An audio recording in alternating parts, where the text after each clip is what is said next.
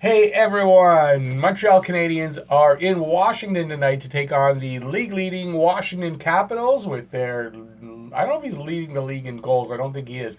Alex Ovechkin's got 13 goals already. So I'm going to tell you about the game. Leading up to the game, I'm going to give you some stats. I'm going to give you my keys to victory. I've got some talking points. There's a roster change to talk about. And I am going to give you my prediction for the game. And that's all right here, Talking Habs, the home of Habs hockey, and where everything's dedicated to the Habs and all things hockey. So if you want to get more of my content like this, and you haven't, if you haven't already, or you're new to the channel, just head down there, subscribe, ring that notifications bell, and that's going to get you all that and your daily fix of blue, blanc, rouge. And while you're down there doing that, you can give a thumbs up if you like this, and also leave any comments that you may have about the game, about what you think the score might be. Maybe even who you think might get the first goal or who have a big game. And you can do that all in the comment section down below. I appreciate that, and I do read all my comments. So as I was saying, Washington Capitals are leading the league. We'll start with them. So they are 14-2-4, first in the Metro and first in the NHL with, I think, 32 points, if you add that up. At home, they're 5-1-3. And against the East, which doesn't look good for Montreal, they keep that up, is 7-0-1. So they've been pretty awesome against the East. They've scored 79 goals and have given up 60 goals. On the flip side, Montreal is 10-5-3. They're second in the Atlantic with 23 points. So the opposite there, 32-23. See what I did there? On the road, they're 4-2-3, and against the East, which they're in the Eastern Conference, so they're 4-2-3. So. Nothing spectacular there yet. Obviously, Washington. I've Washington to finish first and even win the cup. I don't know if I want them to finish first because I picked them to win the cup, and I think if they win the President's Trophy, not a good thing. Apparently, right? That's what that's what it seems. Look at Tampa last year, and in general, I don't think President's Trophy winners in general win the cup. Okay, so I actually have a quote here that I got online that's from Todd Reardon, who's the coach of the Capitals, and I think this actually works for both teams, and you'll see what I'm talking about. So I just got to look down and read it. We just keep pushing, Todd Reardon says. It's finding ways to win and gather points. Believe in what we're doing. Believe in our system, and believe in the guy next to us. Who's going to be the guy that puts us over the hump tonight? I think that speaks. Look, I don't follow Washington, but I think that speaks for Montreal just as much because that's exactly what they're doing. They believe in their system. I saw someone put it. I don't know where I saw this. I saw it on a video. Someone described it. I think pretty much. Oh, I know where it was on. It was Stu Cowan who was saying that they last year. Not last year, the previous few years, when they get down by a goal or two, especially early on in the first period, it was game over. That's it. They didn't believe in themselves. They didn't believe they could come back, and they didn't come back. It's not like that anymore. They can be down a goal, two, and we've seen it, 3 goals, and they come all the way back. And they never give up. They believe in their system. They play their system all game. Even when they're behind, they still play their system. And it works. And they believe in the guy next to them. All that. They play for each other. I think these two teams are pretty similar. The big difference is Washington's leading the league, and they've got, 9 more points than Montreal. But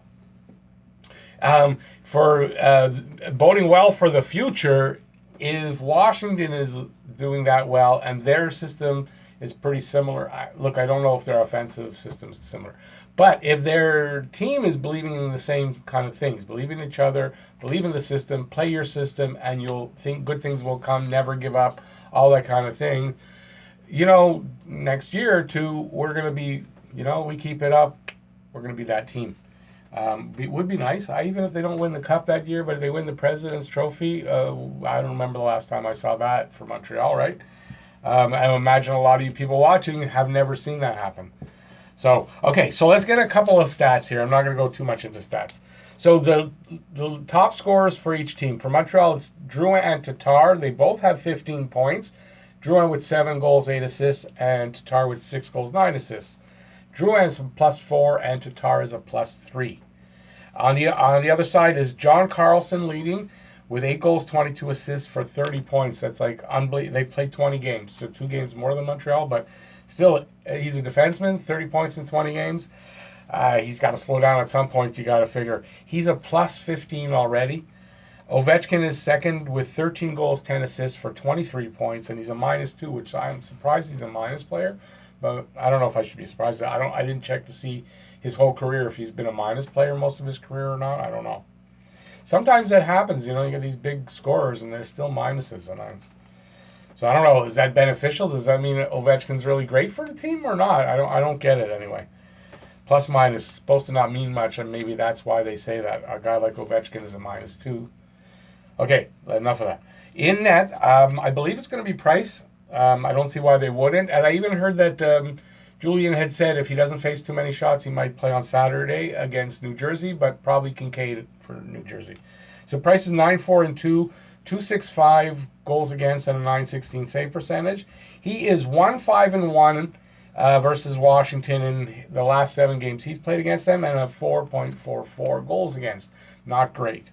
On the other side, Samsonov is 5-1-1, 2.45 goals against, and a 9.15 save percentage.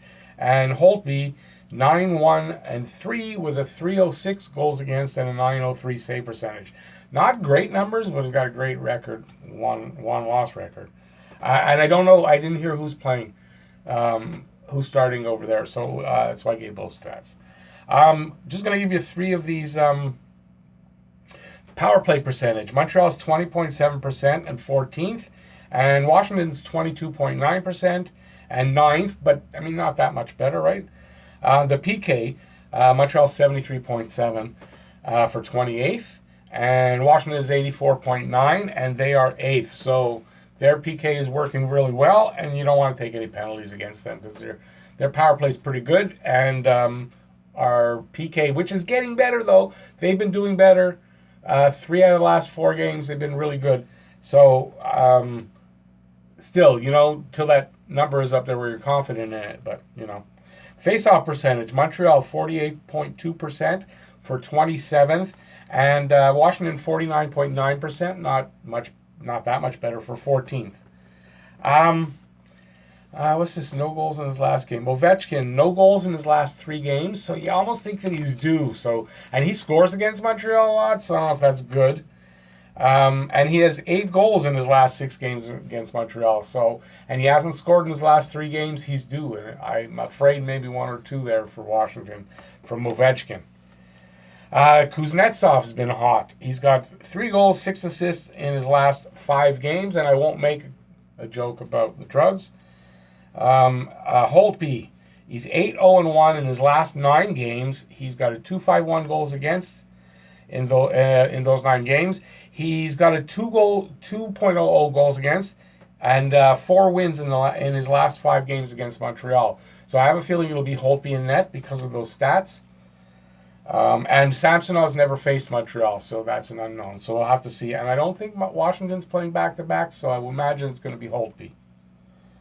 The Caps have points in their last 13 games. So 13 games in a row, they've had at least 1 point.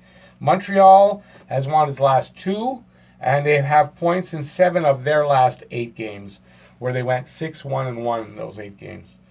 Now, the news for the roster change, and I guess I should have done it earlier, but if you stayed long enough, or if you left early, you're wondering, why didn't he mention Ryan Poehling? So Ryan Poehling got sent back to Laval right after the Columbus game. I saw it right away. I didn't put it. I think I might have put it in the podcast. No, that was Wednesday. So I might have put it in the podcast. But anyways, Ryan Poehling is in Laval. So that would mean that, imagine, and they did say KK will play at least one of the 2 games on the weekend. He'll be back either for Friday's game or Saturday. I kind of think that he's going to be back Friday because they sent Poehling down. I don't know if they really want to go against Washington. I mean, they have to bring Wheel in, and then they have nobody else if KK is still out. So I tend to think KK will be ready, and he might be in the press box for the Friday game. I guess I can give you that, but he'll be playing Saturday, I think, for sure. So you got that. So KK will be back, and Poehling is sent back down to to Laval. But, quite frankly, Poehling in his 5 or 6 games that he played, he didn't show that much, either offensively or defensively, quite frankly. So, maybe that's a surprise. We were all thinking Poehling was the guy that was ready, and maybe he's the one that's not ready yet. But that's fine. He'll go down to Laval, work with Bouchard. He'll play lots of minutes on a top line. And, look, he'll come back up when he's ready, and I would expect him back before the end of the season. Suzuki will be, I believe, the third-line center, and he should have Tatar and Lehkonen on his wings. That's how it was in practice. I don't know if it was practice this morning or yesterday. I imagine this morning. So, so Suzuki, I guess they're going to take a longer look at him at third center, and I don't know where KK is going to play when he comes back. I think in practice, KK rotated with all 3 positions on the third line. So, it's a mystery. Okay, so Drouin also back on that first line with Gallagher and Deneau. So doing okay. He scored the shootout goal, but I mean, still he's holding his own, playing good there. I guess they're not putting Tatar back up there. Kulak will be back with Fleury from the practice line, so on the third pair, and I think that's pretty good. And so what they're going to need to do to beat Washington, I tell you, they're going to have to play the best game they can. I don't think there's going to be a win here. I think Washington's really hot. Ovechkin's due for some goals, and it's Montreal, and he's pretty hot against Montreal. So I'm going to say, unfortunately, I actually see it's probably going to be 5-3 Washington. I hate any time I go against Montreal, but sometimes you got to because it's what it looks like. And I hope, because the last 2 times, Montreal pulled it out and won anyway, so I'm hoping that's what happens here. But I'm going with 5-3 for Washington. Ovechkin scares me that he hasn't scored for 3 games, and he's playing us. It just scares me. So that's why I'm going with that. Okay, so that's going to be it for it's running along anyway. That's my preview. If you liked it, please give a thumbs up. You can do that while you're it's down there. And while you're giving the thumbs up, you can subscribe and ring the notifications bell if you haven't already and you're the first time you come across my channel. And that'll get you your daily fix of Bleu Blanc Rouge from my videos and my live streams and all that kind of stuff that I do. I got a podcast. And that's it, I guess. So go Habs, go. And let's hope we actually kick some capital ass. And it's not the other way around. So once again, go Habs, go. And bye, y'all. See you after the game.